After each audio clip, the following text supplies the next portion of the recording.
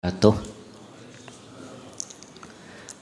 Innal hamdalillah nahmaduhu wa nasta'inuhu wa nastaghfiruhu wa natubu ilaih wa na'udzu billahi min syururi anfusina wa min sayyiati a'malina may yahdihillahu fala mudhillalah wa may yudlil fala hadiyalah. Asyhadu an la ilaha illallah wahdahu la syarikalah wa asyhadu anna Muhammadan abduhu wa rasuluh. Salawatu rabbi wa salamuhu alaihi wa ala alihi wa ashabihi wa man tabi'ahum bi ihsanin ila yaumiddin wa ba'd. Jamaah salat subuh, azani Allah wa iyyakum jami'a. Masih kita melanjutkan di pembahasan kitab Tauhid di bab yang kedua, yaitu bab Fadli Tauhid wa ma yukaffiru minaz dzunub. Bab tentang keutamaan Tauhid dan apa-apa yang akan bisa menghapuskan dosa-dosa. Di antara dalil yang dibawakan oleh Syekh Muhammad At-Tamimi adalah Surah Al-An'am ayat yang ke-82. Dan kemarin sudah kita bacakan di mana Allah Subhanahu wa taala katakan allazina amanu wa lam yalbisu imanahum bizulmin ulaika lahumul amnu wa hum muhtadun. Orang-orang yang beriman dan tidak mencampur adukan keimanan mereka dengan perbuatan zalim. Ya, perbuatan zalim ini adalah perbuatan syirku billah. Maka bagi mereka kata Allah Ta'ala adalah al-amnu. Bagi mereka adalah keamanan. Ya, apa yang dimaksud dengan al-amnu? Al-amnu kata Syekh Saleh Al-Fauzan hafizahullah bisa bermakna dua. Yang pertama adalah al-amnul mutlak, yaitu keamanan yang mutlak, yakni mereka tidak akan diazab selama-lamanya. Karena ada orang-orang yang bertauhid nanti yang dia masuk surga tanpa mendapatkan azab, bahkan bila hisabin wala azab. Ini al-amnul mutlak. Ada lagi yang disebut dengan mutlaqul aman. Mutlaqul aman di sini adalah ya, walaupun mereka diazab tapi tidak kekal di neraka. Ya, dosanya mungkin banyak, maksiatnya full, tapi masih bertauhid. Nah, ini bakalan dikeluarkan dari neraka kemudian dimasukkan ke surga. Ini adalah keistimewaan orang yang bertauhid. Makanya kenapa para ulama dalam beberapa halaqah yang pertama dibahas itu tentang tauhid dan tauhid. Agar apa? Agar kaum muslimin benar tauhidnya. Karena kalau tauhidnya benar, maka dia akan mendapatkan al-aman tadi, baik ya. Al-amnul mutlak, dia tidak akan diazab sama sekali, atau ya dia tidak kekal di neraka, pasti dikeluarkan dari neraka dan dimasukkan ke surga. Kemudian keistimewaan yang kedua, wa hum muhtadun, mereka dapat hidayah. Ya, mereka dapat hidayah dari Allah Subhanahu wa taala. Hidayah lil muwahhidin, bagi orang-orang yang bertauhid itu di dunia mereka muhtadin fi a'malihim. Mereka dapat hidayah dalam mengerjakan amal-amal kebaikan. Ya, kenapa? Ingat, orang yang beramal itu terkadang ada yang hanya asal beramal, nggak tahu amalnya benar apa tidak.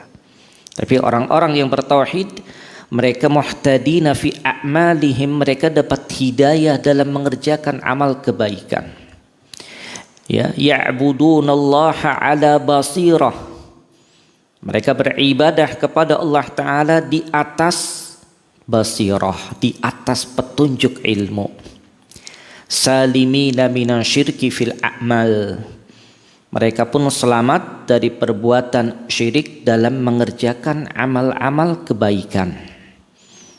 Wasalimina minal bid'ah wal khurafat, dan mereka pun selamat dalam mengerjakan amal itu dari bid'ah, dari perbuatan-perbuatan bid'ah, wal khurafat, dan dari hal-hal yang khurafat. Bi khilafi ahli syirk, berbeda dengan orang-orang yang melakukan perbuatan syirku billah. Fa innahum ghairu muhtadina fid dunya. Orang-orang yang melakukan perbuatan syirik itu mereka tidak mendapatkan hidayah di dunia. Bal hum dolun, bahkan mereka tersesat. Jadi Pak, salah satu penghalang hidayah itu adalah perbuatan apa? Syirku billah. Maka kita ngeri kalau lihat di momen-momen kemarin itu, di mana? Di tempat-tempat tepi laut.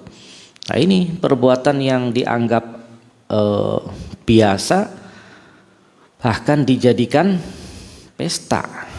Padahal itu adalah perbuatan syirku billah. Bayangkan Pak, ya, ada hewan dipotong, kepalanya dibuang kemana?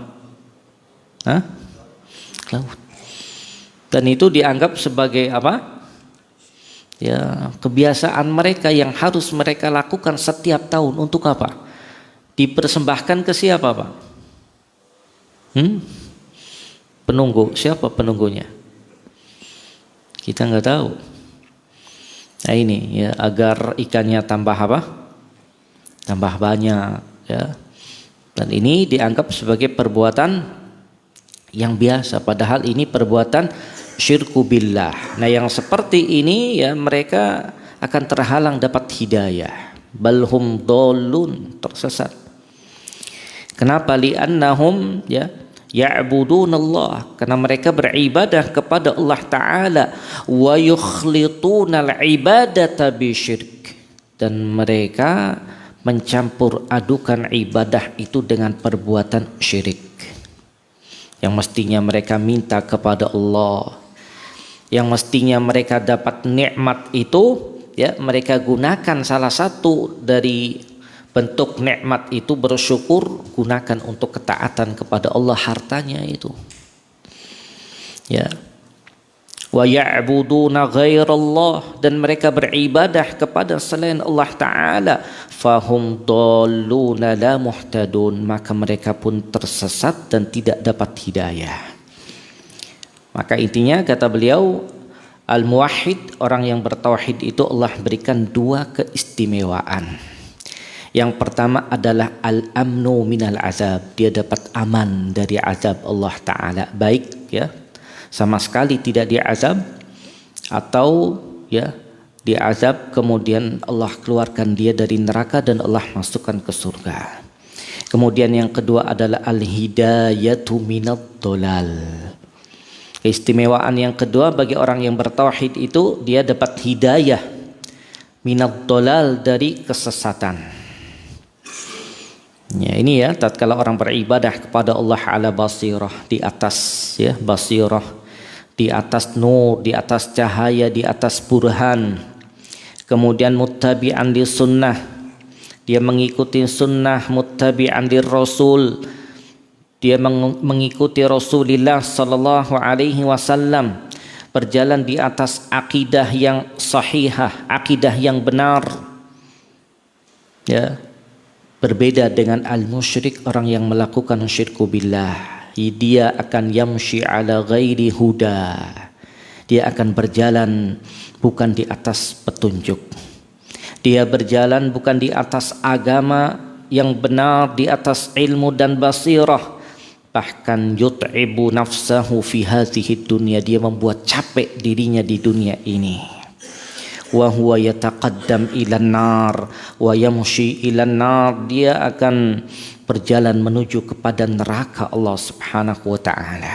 Tapi orang yang mengikuti hidayah yang Allah katakan dalam surah Taha ayat 123, fa imma ya'tiyannakum minni huda, Maka adapun yang datang kepada kalian petunjuk dariku, kata Allah Ta'ala, famanittaba'a hudaya, maka barang siapa yang mengikuti petunjukku, kata Allah Ta'ala, fala yadhillu wala yashqa, maka dia tidak akan sesat dan tidak akan sengsara.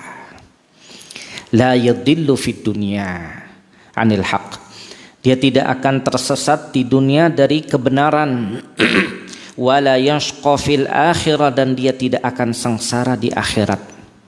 Ini jaminan dari Allah Ta'ala bagi orang yang mengikuti Al-Quran. La yadhillu fid dunya, dia tidak akan tersesat di dunia. Wala yashqa fil akhirah, dan dia tidak akan sengsara di akhirat.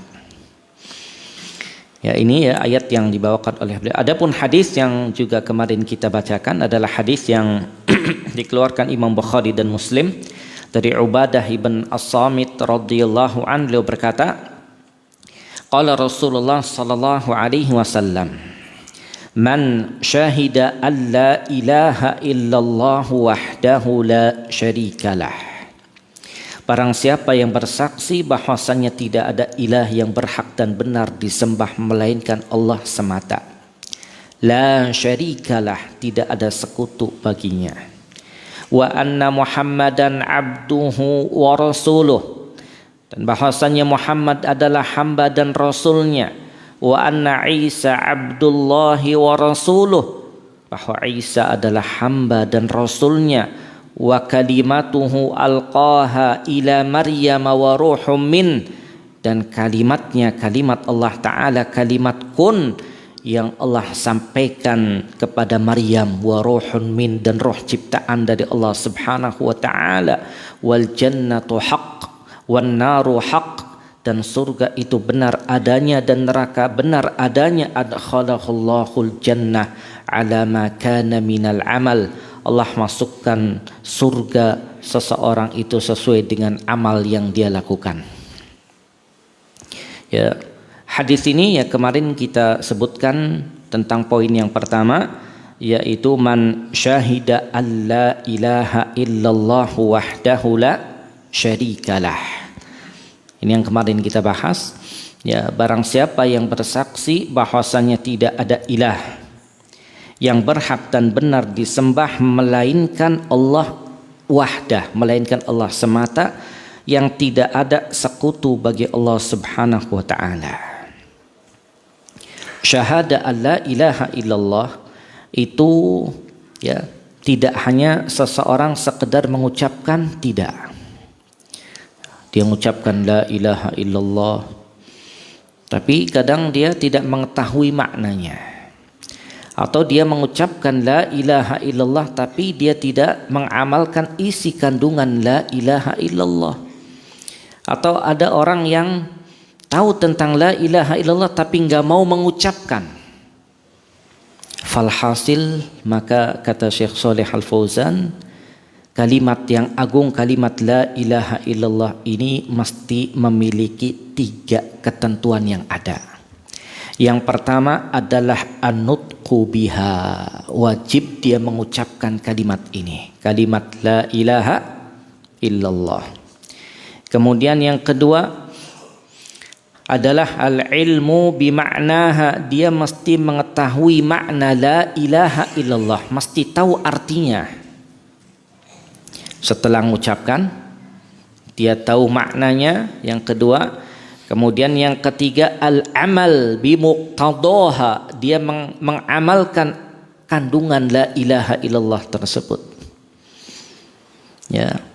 Karena terkadang ada orang yang hanya sekedar mengucapkan la ilaha illallah tapi tidak meyakini dengan hatinya. Seperti siapa? Ya? Orang-orang munafikin di zaman Nabi. Mereka mengucapkan la ilaha illallah. Mereka salat. Ya, mereka pun puasa, rajin, tapi mereka mengingkari dengan hatinya. Dan Allah ancam innal munafiqina fi darkil asfali minan nar. Ada lagi orang yang dia yakin dengan la ilaha illallah tapi enggak mau mengucapkan la ilaha illallah, berarti dia bukan bukan muslim. Dia yakin dengan la ilaha illallah, tapi dia enggak mau mengucapkan. Berarti dia tidak muslim. Mungkin dia meyakini tentang Islam, bahwa mungkin agama Islam adalah agama yang terbaik, tapi dia enggak mengucapkan la ilaha illallah, maka dia bukan muslim. Seperti siapa? Abu Talib. Abu Talib meyakini tentang agama yang dibawa oleh keponakannya, tapi enggak mau mengucapkan la ilaha illallah. Ada lagi kelompok yang ketiga, dia mengucapkan la ilaha illallah. Dia meyakini la ilaha illallah, tapi dia tidak mengamalkan isi kandungan la ilaha illallah.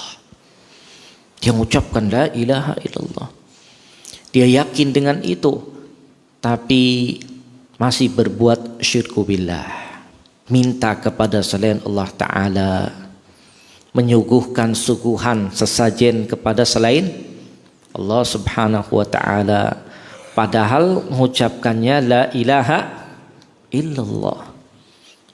Ya, sedikit apa banyak? Ya, yang pertama ada contohnya, yang kedua ada, yang ketiga ada. Maka yang benar adalah dia mengucapkan la ilaha illallah, kemudian dia tahu ilmu dan makna la ilaha illallah, kemudian dia mengamalkan isi kandungan la ilaha illallah. Kemudian poin yang berikutnya, wa anna Muhammadan abduhu wa rasuluh. Tanda bahasanya Muhammad sallallahu alaihi wasallam adalah abduhu wa rasuluh, hamba Allah Ta'ala dan Rasulnya. Lihat ya, ini kata Syekh Saleh Al-Fauzan menunjukkan bahwa tidak cukup hanya bersaksi la ilaha illallah, enggak cukup, mesti disertai dengan syahadah anna Muhammadan Rasulullah, mesti disertai dengan persaksian bahwasanya Muhammad adalah utusan Allah Ta'ala. Maka barang siapa yang bersaksi la ilaha illallah, kemudian dia enggan untuk bersaksi bahwa Muhammad adalah utusan Allah Ta'ala, lam yadkhul fil Islam, maka dia belum masuk dalam Islam. Kenapa? Karena ada kaitannya antara la ilaha illallah dan Muhammadan Rasulullah. Dalam azan dikumandangkan syahadu an la ilaha illallah, kemudian setelahnya apa? Wa asyhadu anna Muhammadan Rasulullah. Ya, kemudian dalam iqamah ya disandingkan antara la ilaha illallah dan Muhammadan Rasulullah. Adapun ucapan wa anna Muhammadan abduhu wa rasuluh, bahwa Muhammad sallallahu alaihi wasallam adalah hamba dan utusannya, ini untuk menafikan ya orang yang berlebihan kepada Nabi dan orang yang menganggap remeh kepada Nabi sallallahu alaihi wasallam.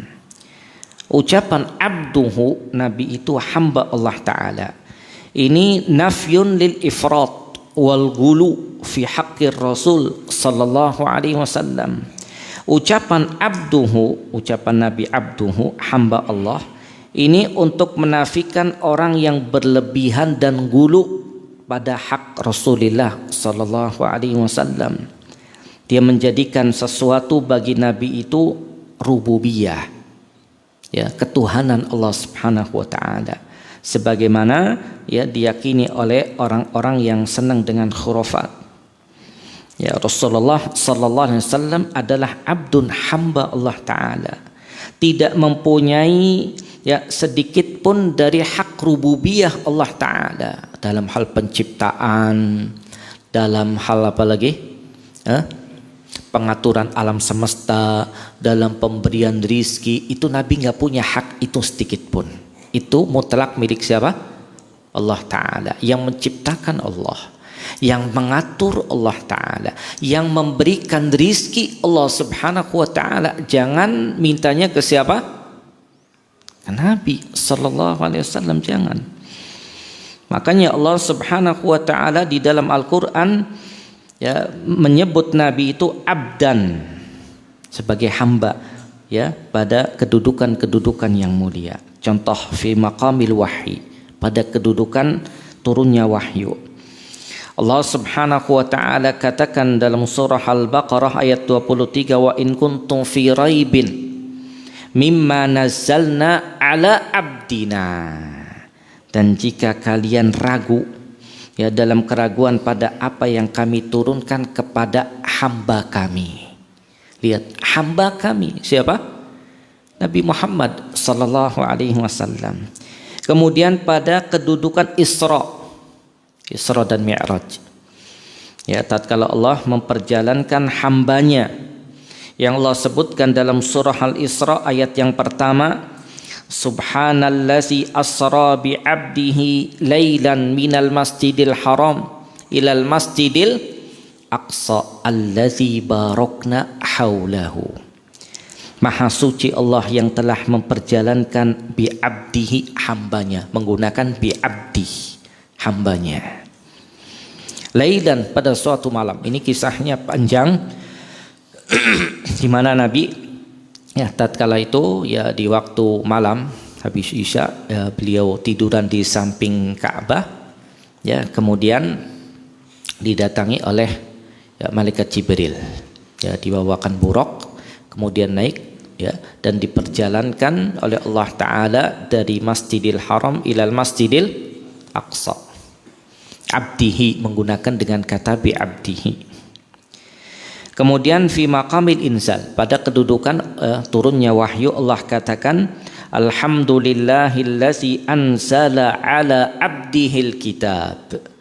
Dan segala puji bagi Allah yang telah menurunkan Alkitab kepada abdihi, kepada hambanya. Kemudian dalam surah Al-Furqan ayat yang pertama Allah katakan tabarakallazi nazzalal furqana ala abdihi liyakuna lil alamina nazira. Maha suci Allah Ta'ala yang menurunkan Al-Furqan kepada abdihi, kepada hambanya, liyakuna lil alamina nazira, agar jadi pemberi peringatan kepada alam semesta. Kemudian fi maqamit tahaddi, pada kedudukan Allah menantang orang-orang yang ada di dunia. Ini Allah katakan wa in kuntum fi raibi mimma nazzalna ala abdina fa'tu bisurah. Dan jika kalian dalam keadaan ragu pada apa yang kami turunkan ala abdina, kepada hamba kami, datangkanlah surat yang semisal dengannya. Ya, ini, ya, maka Nabi itu abdun la yu'bad alaihi salatu wassalam. Nabi itu hamba, enggak disembah. Wa rasul, dan seorang rasul yang la yukazzab, dan seorang rasul yang tidak boleh didustakan. Bal yuta'u wa yuttaba', bahkan Nabi itu ditaati dan diikuti. Ingat Pak, salah satu jalan menuju surga adalah dengan taat kepada Nabi sallallahu alaihi wasallam. Bagi yang tidak ingin masuk surga, ya enggak usah ikut Nabi sallallahu alaihi wasallam. Nabi mengatakan kullu ummati yadkhulunal jannah illa man aba.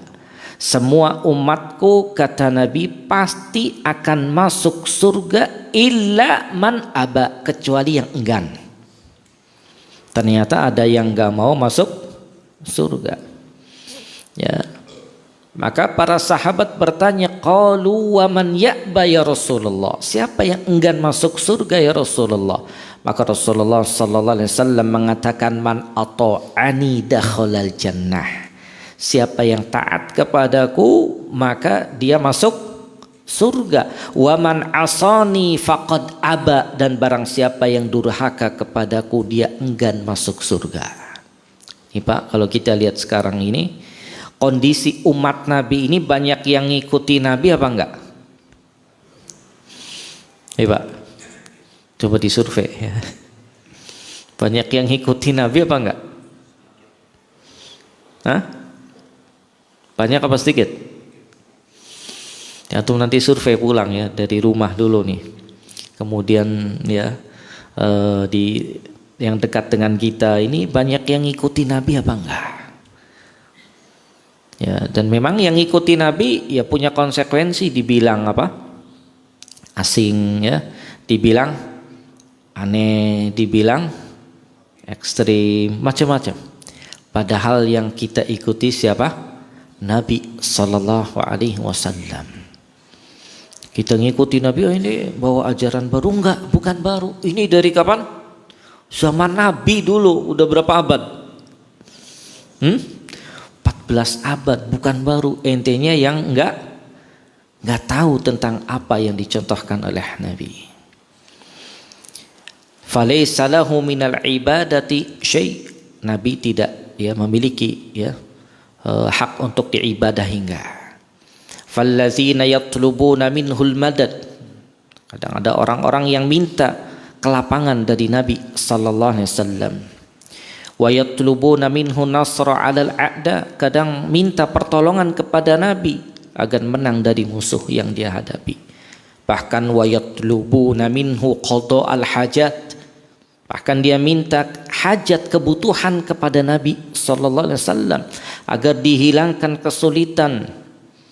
Ya, haula rafa'uhu minal ubudiyah ilal uluhiyah. Mereka mengangkat Nabi dari kedudukan hamba kepada ketuhanan. Ya, mereka mengakui Abdullah, tapi menjadikan Nabi syarikan lillah, menjadikan Nabi sebagai sekutu bagi Allah Subhanahu wa taala dalam rububiyah dan ilahiyahnya. Padahal Nabi kita Muhammad sallallahu alaihi wasallam dalam hadis yang dikeluarkan Imam Bukhari dan Muslim mengatakan, la tutruni kama atratin nasara ibn Maryam, innama ana abdun faqulu Abdullah wa rasuluh. Janganlah kalian berlebihan terhadapku, kata Nabi, sebagaimana orang-orang Nasara berlebihan kepada Ibnu Maryam. Itu siapa? Isa. Sesungguhnya aku ini adalah abdun, hamba Allah Ta'ala, maka ucapkanlah hamba Allah dan utusannya. Ya, ini Nabi kita Muhammad sallallahu alaihi wasallam. Kemudian dalam surah Al-Imran Allah katakan tentang nabinya, laisa laka minal amri syai'. Tidak ada sedikit pun campur tanganmu wahai Muhammad, enggak ada. Ya, tidak ada. Dalam urusan mereka itu enggak ada. Enggak ada urusan bagimu wahai Muhammad. Au yatuba alaihim, atau Allah berikan taubat kepada mereka, au yu'adzibahum, atau Allah azab mereka, fa innahum zalimun, karena mereka orang-orang yang melakukan kezaliman. Kau enggak punya berhak sedikit pun campur tangan atas mereka wahai Muhammad. Kemudian Allah juga katakan tentang nabinya dalam surah Al-A'raf, ya. Allah katakan, qul la amliku li nafsi naf'an wa la darran illa ma syaa Allah. Katakanlah wahai Muhammad, aku tidak memiliki untuk diriku naf'an wa la darra, manfaat atau menolak mudarat enggak punya, kecuali apa yang Allah kehendaki. Walau kuntu a'lamul ghaiba lastakthartu minal khair. Kalau aku mengetahui hal yang gaib, aku akan memperbanyak kebaikan. Wa ma masaniya su, dan keburukan tidak akan menimpaku. Karena Nabi enggak mengetahui hal yang gaib. Nabi itu mengetahui hal yang gaib melalui apa? Wahyu. Nabi enggak tahu. Nabi enggak tahu ya, perang Uhud itu ternyata Nabi terluka dan mengalami kekalahan. Bahkan hampir terbunuh. Para sahabat yang kemudian menghalangi mereka kaum musyrikin untuk membunuh Nabi kita Muhammad sallallahu alaihi wasallam, sampai kemudian Nabi pun dievakuasi dan dinaikkan di atas gunung. Ya, tapi Nabi nggak tahu bahwa itu bakalan terjadi, nggak tahu. Tatkala ada yang ingin mencelakakan Nabi, Nabi nggak tahu kecuali Jibril datang menyampaikan wahyu. Jadi kadang ada orang sekarang ini ya nggak tahu wahyunya dari mana, tahu-tahu apa? Dia mengetahui hal-hal yang gaib. Ya, hal-hal yang gaib dia tahu. Ini mungkin punya panca indera yang keberapa? Yang keenam. Ada orang yang bilang saya dapat wahyu. Ini diceritakan oleh Syekh Abdul Razak. Dia dapat wahyu. bahwa cahaya telah masuk ke mana? Ke hatiku dan menghabarkan bahwa aku ini adalah seorang nabi dan rasul. Ya, ini orangnya langsung ya berkata kepada siapa? Syekh Abdul Razak. Jadi ngaku jadi apa?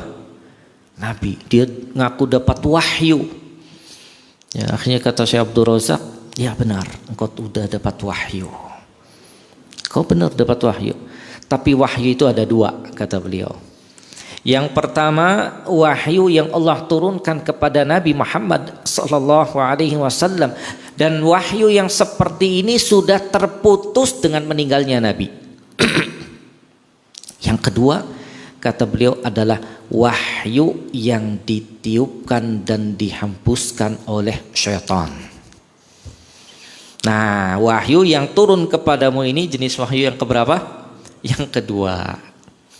Hanya dinasehati bahwa kau taubat istighfar, kemudian dia pun kembali kepada jalan Allah Subhanahu wa taala. Ada yang seperti ini. Jadi antum jangan kaget kalau ngobrol dengan orang dapat apa? Bisikan-bisikan ya, kemudian apalagi melalui mimpi ya. Ini hati-hati. Yang seperti ini butuh diarahkan karena dia jauh dari ilmu dan petunjuk Nabi kita Muhammad sallallahu alaihi wasallam. Kemudian dalam surah Al-Jin ya ayat 22 sampai 23 Allah katakan, qul katakanlah wahai Muhammad, inni la yujirani minallahi ahadun walan ajida min dunihi multahada. Katakanlah wahai Muhammad, sesungguhnya aku sekali-kali tiada seorang pun yang dapat melindungiku dari azab Allah Ta'ala. Enggak ada. Ya. Illa balaghum minallahi wa risalatih. Ya, tidak ada yang akan memperoleh tempat pelindungan kecuali dari Allah Subhanahu wa taala, padahal ya aku ini hanya menyampaikan peringatan atau risalah dari Allah Subhanahu wa taala. Itu Nabi kita Muhammad sallallahu alaihi wasallam, makanya disebut dengan abdun, hamba Allah taala. Adapun ucapan wa rasuluh dan rasulnya ini bantahan ya kepada orang-orang yang tidak menghormati Nabi kita Muhammad sallallahu alaihi wasallam dengan penghormatan yang benar. Ya, mereka mengingkari, menolak risalah Nabi sallallahu alaihi wasallam, atau mereka mengakui risalah Nabi sallallahu alaihi wasallam tapi la yattabi'unal ittiba'al matlub, tapi tidak ittiba kepada Nabi. Ini banyak orang yang ngaku Nabi, cinta Nabi ya, akan tetapi tidak mengikuti contoh Nabi dalam hal ibadah. Ini banyak. Kadang cinta, suka kepada Nabi itu cuman slogan atau tulisan, tapi dalam real amaliyah dia jauh. Ngakunya cinta Rasul. Bahkan ditulis itu di di statusnya ya, atau di mungkin sampai bajunya ya, cinta siapa? Nabi sallallahu alaihi wasallam. Tapi la yattabi'una, tapi enggak ittiba kepada Nabi sallallahu alaihi wasallam. Hakikatnya mereka, kata beliau, belum bersaksi bahwa Nabi sallallahu alaihi wasallam adalah utusan Allah taala. Artinya syahadatuhum imma batilah wa imma naqisah. Bisa jadi syahadah mereka itu batal atau kurang ya. Batilah artinya karena tidak mengikuti Nabi abadan, selama-lamanya. Kurang artinya kanu yattabi'una fi ba'dil asya', mereka mengikuti Nabi pada sebagian saja, tapi ya mencampur adukan hal-hal itu dengan perkara yang bid'ah dan yang lain ya, karena mengikuti nafsu dan syahwat mereka. Maka ucapan wa rasuluh, ucapan Nabi dan Rasulnya ini bantahan kepada orang-orang yang ya bermudah-mudahan dalam hak Rasulullah sallallahu alaihi wasallam, padahal Nabi itu adalah a'zamul khalq, makhluk yang paling agung. Wa asyraful khalqi wa afdalur rusul, Nabi itu makhluk yang paling mulia dan Rasul yang paling afdal. Makanya ada istilah ulul azmi minar rusul Ya, ada 5 ya ulul azmi itu. Siapa aja Pak? Nabi Nuh, Ibrahim, Musa, Isa dan Nabi Muhammad sallallahu alaihi wasallam. Dari 5 ini 2 yang afdal ya, Nabi Muhammad dan Nabi Ibrahim. Dari keduanya maka yang paling afdal siapa? Nabi Muhammad sallallahu alaihi wasallam. Ya, maka jangan bermudah-mudahan terhadap hak Nabi. Juga tidak boleh kita gulu berlebihan kepada Nabi sallallahu alaihi wasallam. Kita menjadikan bagi Nabi ya sedikit dari rububiyah. Jangan, kita tidak berlebihan dan tidak ya bermudah-mudahan dalam hak Rasulullah sallallahu alaihi wasallam, sehingga para ulama menyebutkan syahada anna Muhammadan Rasulullah itu mencakup 4 hal dalam praktek amaliyah. Yang pertama adalah ta'atuhu fima amar, taat terhadap perintah Nabi. Taat terhadap perintah Nabi. Karena ada orang yang mengaku cinta Nabi tapi enggak taat terhadap perintah Nabi. Ini penting, ta'atuhu fima amar. Ya, taat terhadap perintah Nabi sallallahu alaihi wasallam. Kemudian yang berikutnya adalah meninggalkan apa yang dilarang oleh Nabi sallallahu alaihi wasallam. Jadi kalau diperintahkan oleh Nabi, kita ikuti, taat kepada Nabi. Kalau dilarang, kita jauhi, kita tinggalkan. Nah, kalau kita lihat di real masyarakat kita kadang terbalik. Yang diperintahkan oleh Nabi malah ditinggalkan, yang dilarang oleh Nabi dikerjakan. Nah, sekarang yang mengerjakan perintah Nabi malah dianggap apa tadi? Asing ya.